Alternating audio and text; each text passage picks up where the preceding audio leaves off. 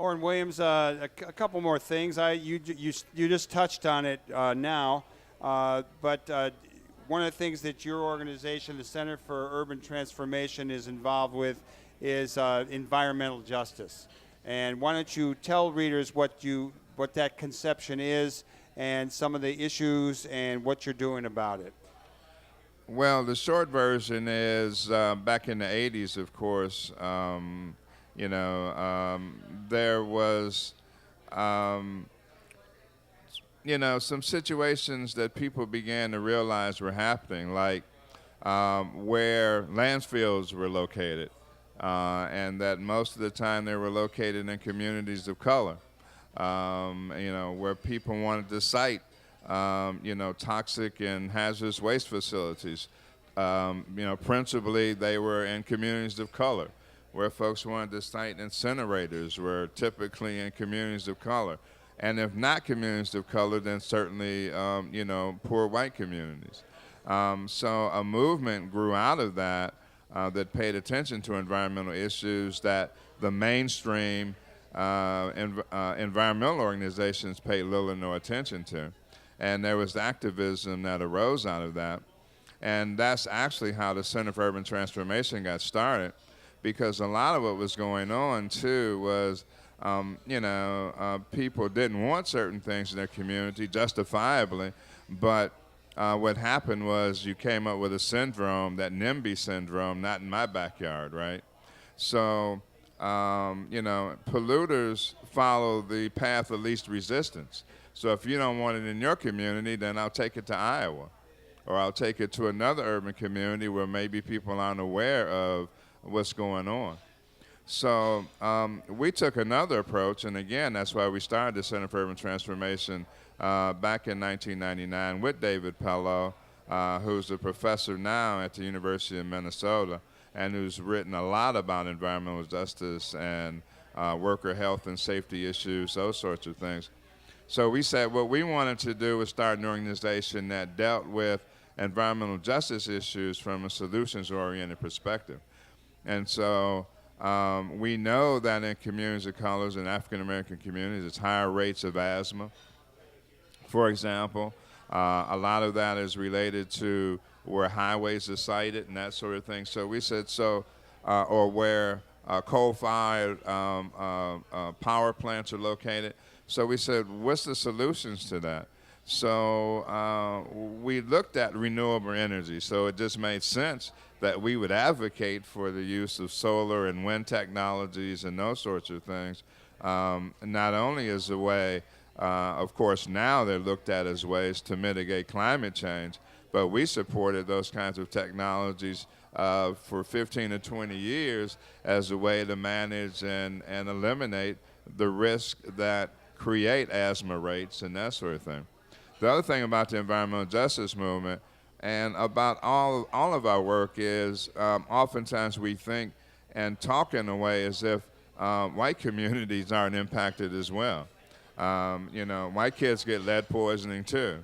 White folks Particularly if you're southern white living in Uptown. That's right. In the old days. You get asthma. I mean, so we talk in terms of the food stuff about, the relationship between access to food and health. Well, Dominic's in Rogers Park doesn't sell the healthiest fare either, and white folks still get diabetes as well. So it's not about just, making communities of color and African-American communities healthier. It's about making everybody healthier and making our planet healthier as well. One of the things we talked about earlier was the Governor's Commission on Local Food, Farms, and Jobs, Growing the Illinois Economy. You're on the board. The governor appointed you to that position, and we talked a little bit about the work that they do. Tell us again about the work that they do and how you think that stacks up in the legislature these days when there's such a shortage of money and there are so many overriding issues, and it's a campaign season. What you're encountering in the terrain around building this committee and actually carrying out its vision and goal. Well, the council was just organized, and we were appointed about a month ago, and actually had our first meeting back on March the 3rd, just a few days ago. But again, the principal task is to create new farmers and to produce food, not commodity crops, but food crops in urban and rural communities across the state, and to create 5,000 new farmers, which is going to mean we need to train people, we need to figure out how we're going to finance these new farms and these new operations. We need to figure out how we're going to finance the infrastructure to support the new farmers and the farmers that are actually going to be producing our food. We need to figure out how existing farmers get to take some of their land out of production to grow production crops without being penalized in terms of their income that they derive from growing commodity crops and that sort of thing. So there's just a host of things that everybody's going to be dealing with respect to the council. I'm hoping maybe we can get some more folks on there like Mike James. But the council is, in fact, a really diverse group of people, community folks like myself, urban ag folks, rural farmers like Keith Boland down in Bureau County, who's the president of American Corn Growers Association and really a good guy, but who recognizes that he needs to grow some broccoli and carrots and that kind of stuff so that he doesn't have to go to work. Keith, for example, had the best crop of corn he's ever had, but lost a substantial amount of money because of the prices that he's paid for his corn. So he and his wife are poised with looking for jobs to be able to continue to farm. Well, locally grown produce, we hope, will create a situation where he can continue to grow grain, but also grow food that, we hope that we'll be able to sell in places like Chicago and on the South Side. And that's the other beautiful thing about it in my mind is that, there's never been a lot of opportunities for folks like myself to talk to folks like Keith Boland. So to have relationships with these people, understand what's going on in rural communities and how you talk about a food desert, boy, even rural communities are like huge food deserts, and they have to drive 25, 30 miles just to get the nearest food. Walmart. Yeah, exactly. And none of that food is locally grown. So just a huge upside. We applaud Governor Quinn and some of the other legislators like Julie Hamos and Jackie Collins and other folks that have pushed this movement forward. And, hopefully we'll create thousands of jobs and keep billions of dollars in the Illinois economy as a result of it.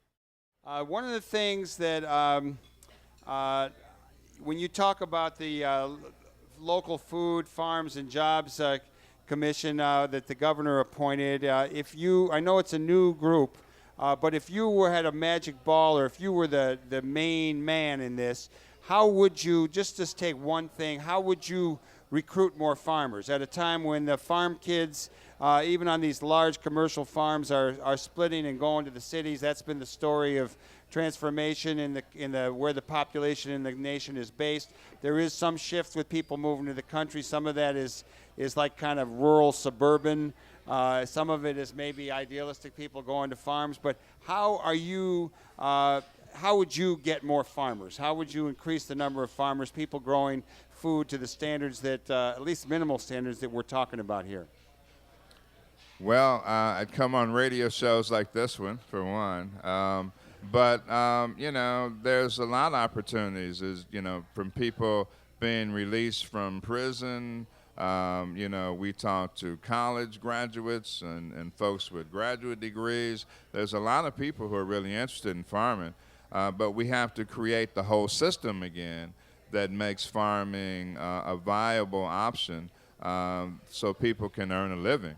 In the old days, they had what they called truck farms. Outside of New York, as a kid, I remember hearing that term, and that people would grow lots of vegetables and bring them in.